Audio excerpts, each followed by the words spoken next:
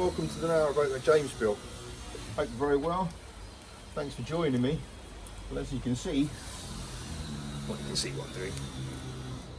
But the reason for it is because crane day is 4 days away, and by the time this is in the water, this particular task will be rendered impossible. So I need to get it done now. Obviously I've done quite a few coats of the boat. This is the third one, I think. I said I've lost count, in fairness. I'm pretty sure I've done it all at least twice.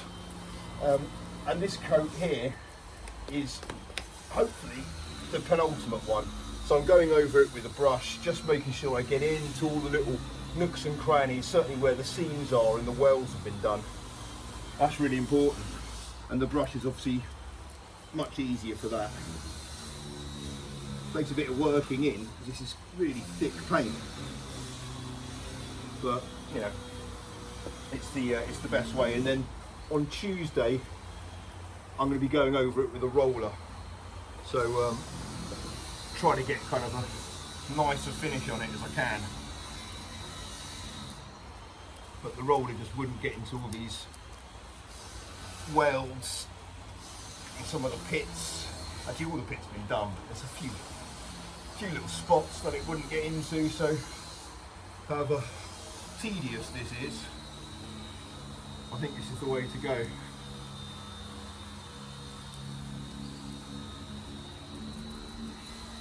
I've had quite a lot of admin to sort out this week. Loads of kind of bits to do. Boat related and non-boat related, to be honest. So I'm glad to say that it's all kind of done now, which is nice. I hate all that stuff, but as I said, needs must, but it's all done. So really my focus for the next couple of days is to concentrate on the outside. So obviously doing this blacking, but really want to carry on in the stern deck area. I'm going to go out later on and pick up some bilge paint which I've ordered.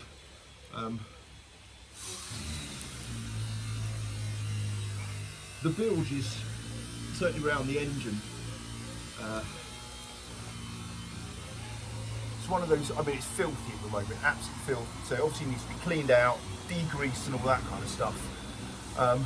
But I've gone for a light coloured bilge paint. Bilge paint is a special paint, like every other sodding paint on the boat, but it's a special one.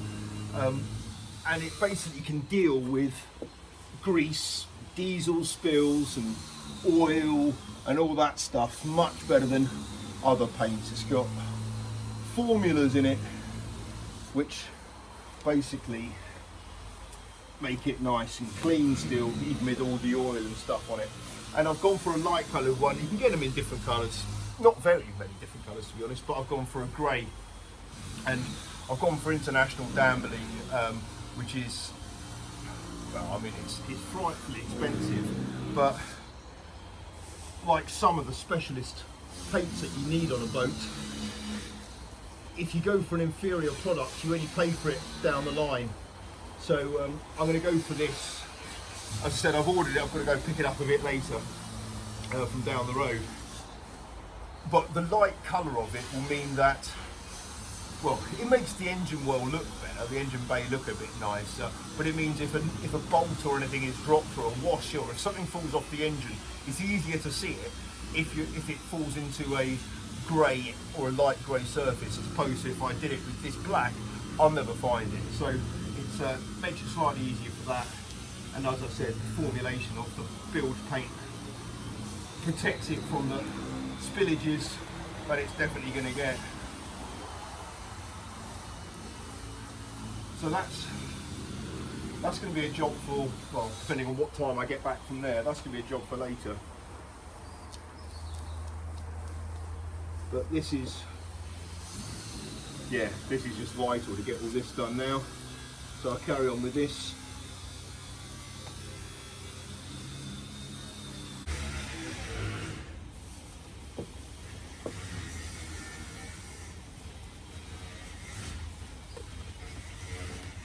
And something else I need to draw my attention to is the livery or signage.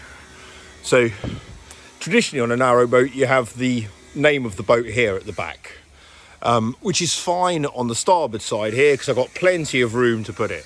But on the port side,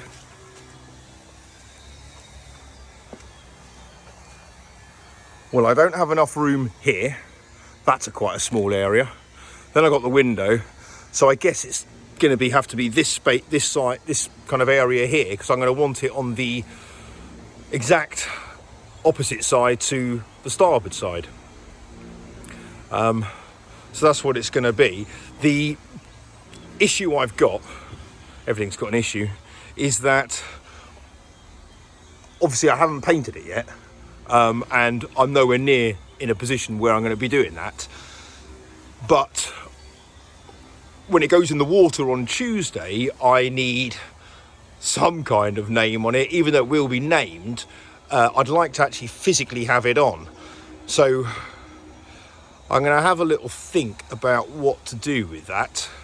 I don't want to get a sign writer in straight away, because then it's going to be painted over and then redone.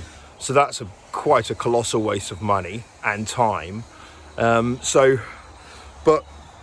And I could write it on myself, but that's going to look very much like James has written the name of the boat on the boat himself, which, well, that's not the look I'm going for either. So that's something to consider. I don't think there's going to be enough room to have it there. That's just too small. Even though it's not the biggest name in the world, it's just too small. Decisions.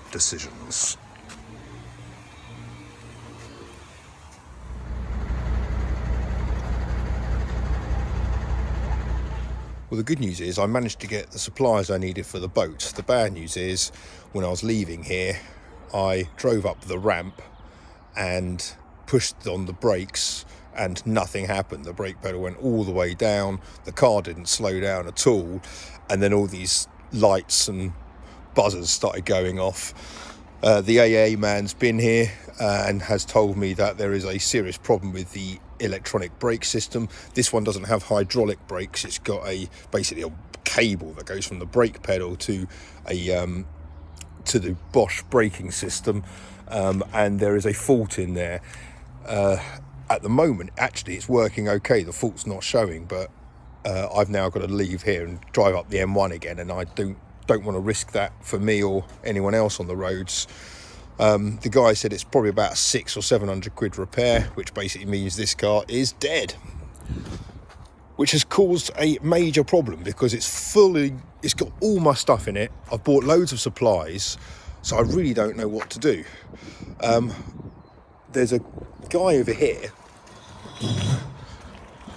in a garage who helped me out, and he really helped me out because he said, "I got a car you can buy," and literally I have bought the closest physical vehicle to mine, and there it is.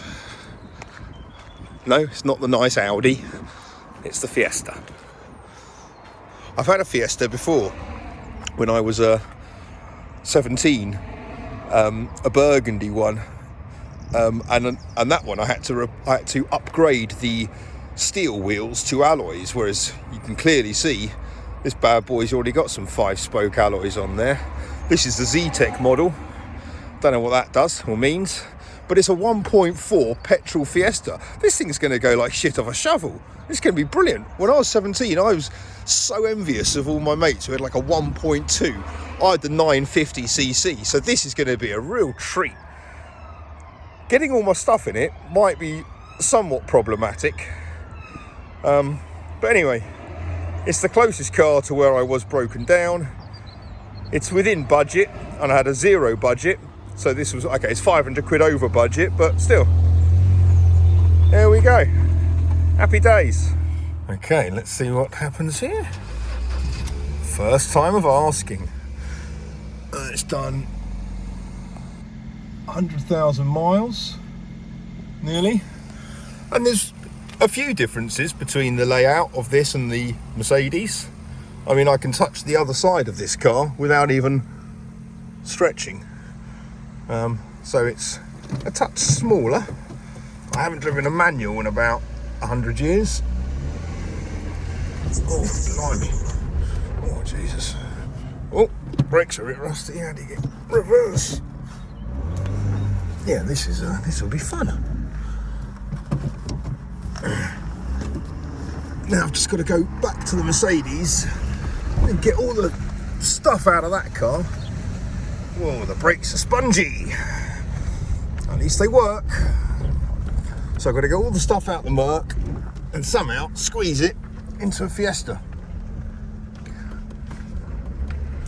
Right, let's do this.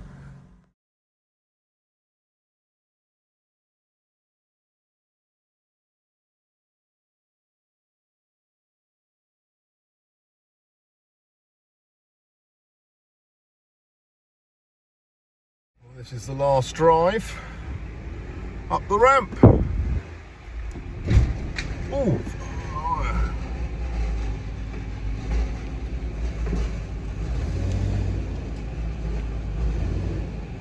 hope these brakes work. Oh my word, looks like I'm driving into the canal. Right, and brake on into park and all that, if you could, please, mate. Yeah.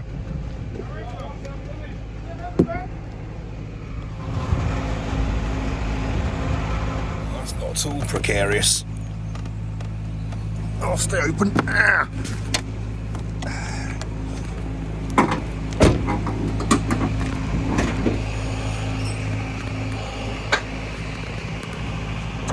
Oh dear.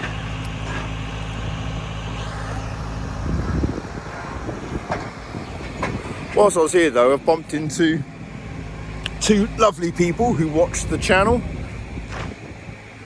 Andy and Maria. They've got a boat just down here. So in the normal narrowboat way, they were looking out for me and they said if I've got any issues, if I can't get my truck or I can't get a car, give them a knock and they'll help me out. So thank you guys, but it looks like I'm out with the old and in with the new. And I managed to get my paint, which I came here for. Happy days. Oh, see you later.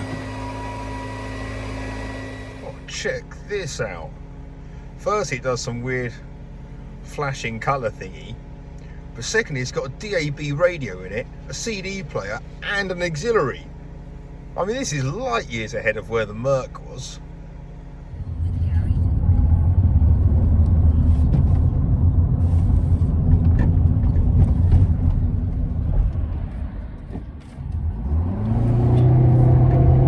Whoa!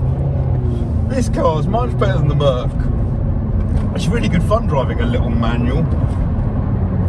You can throw it into corners and double the clutch. It's much more fun than the Merc. And there's a few other good factors about this car that beats the Mercedes. Surprisingly, the Mercedes did not come with a cup holder in the front of the car. It came with two in the back, which was brilliant if I was driving from the back, but pretty useless if I was in the front. So that's one thing. The Merc didn't have a CD player, not that I own any CDs, so it's kind of neither here nor there, to be honest. But it only had a radio player, whereas it's like, an FM radio. Whereas this has got DAB. I mean, it flashes at me quite a lot. And it's always telling me to plug in some Bluetooth thing. It's got Bluetooth. The Merc didn't have Bluetooth. So and I've just filled up. It cost me 40 quid. Whereas you can't even put a quarter of a tank in the Merc for that.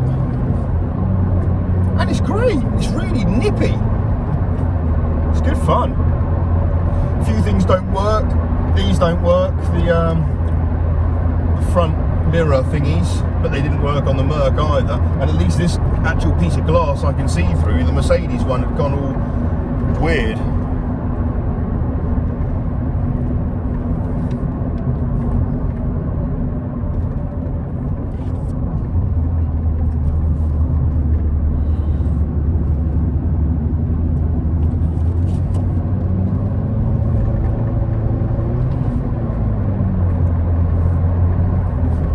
run north. There we go.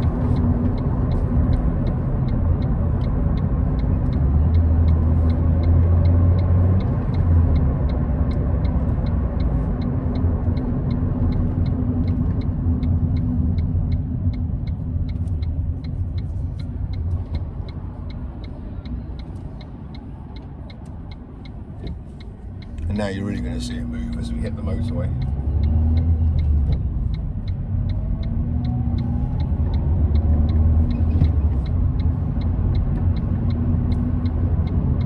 Well, it's pretty small in here. I mean, I'm not big by any stretch, but this is small. My knee keeps on hitting the central console here. That's irritating. But unlike the Merc, everything in here, well, okay, pretty much everything in here works. It's got exactly the same equipment as the Mercedes has got.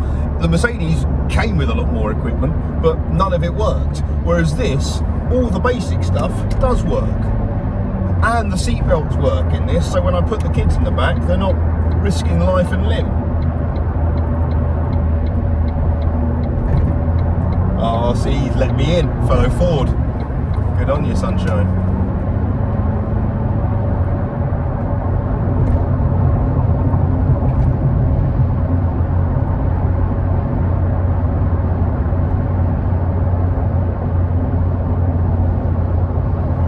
There's still quite a lot to do. When I get back to the boat, I need to put on the bilge paint. Well, got a lot to do before I put on the bilge paint. I still need to carry on cleaning out the bilge.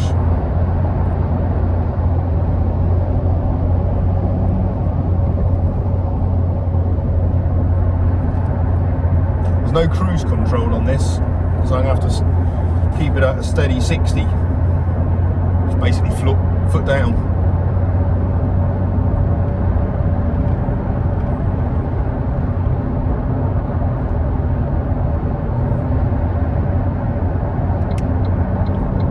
She belongs in the fast lane.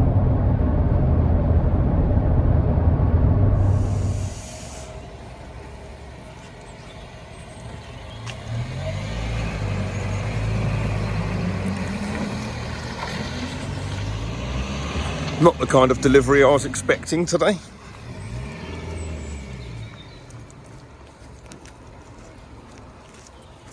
I got the new build.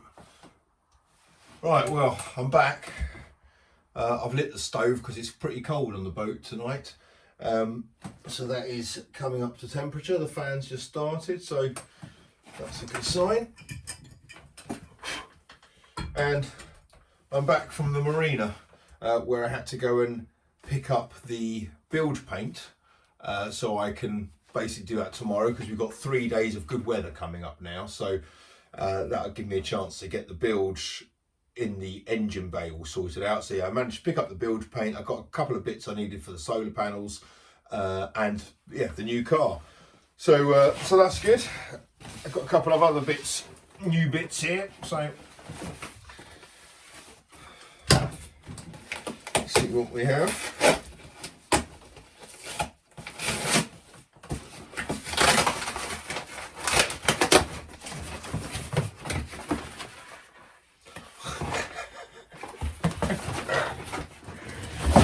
Oh, you do know me well.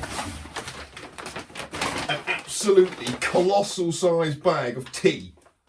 Oh, that's amazing. 600 tea bags. What's that? That's got to be a couple of months. That is cool. Thank you so much. Is there a note in that one? Oh, brilliant. There is. Right. Who's the lifesaver this time? Alexander Hall. Hi James, look like you've got plenty of biscuits, so you need some proper tea to dunk them in.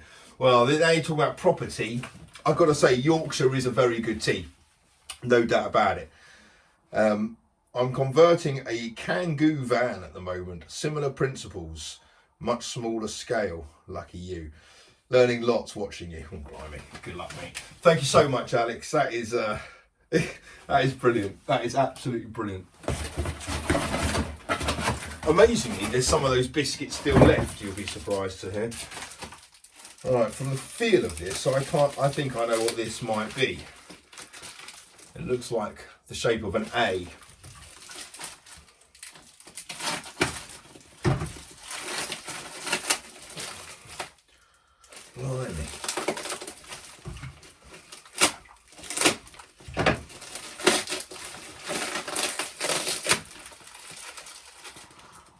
well, the solar panel brackets,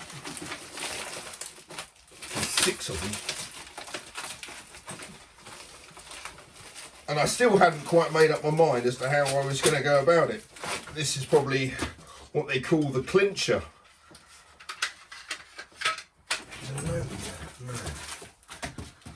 Oh wow, okay. Well, that is brilliant. They look like aluminium brackets and the relative bolts to hold them all in with. Well, that is so cool. That is really good. Thank you so much, whoever sent them. That is really kind of you. Thank you.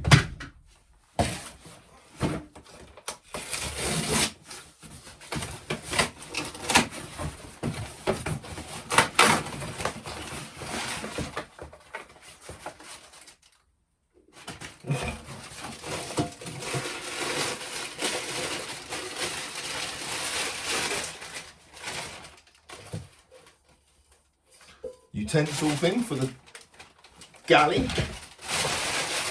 Ah, brilliant. It's 10 p.m. It's James' vlog.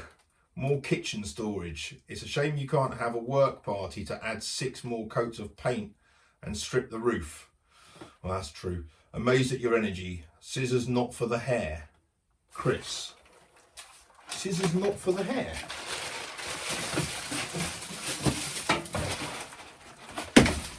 Well, there's a utensils pot and a barbershop storage tin, it looks like. I can't even get into that. There's something in it, I want to know. Hot rod storage tins. Oh, there's another one inside it. Oh, that's brilliant. Yes, I like storing things in tins, so that is fantastic. Thank you, mate. Very kind. Actually, tins are good on boats because the tin might fall, but not everything falls out. So it's kind of a good thing for storing like spices in and things like that.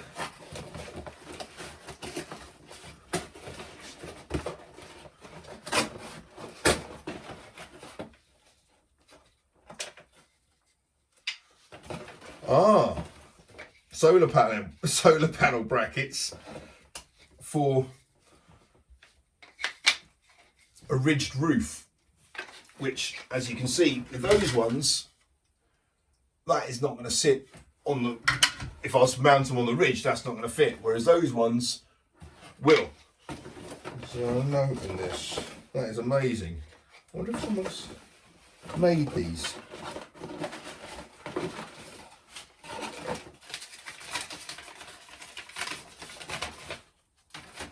James, I had these left over when I installed some solar panels. Don't know if they are any use, but could always use them for kindling.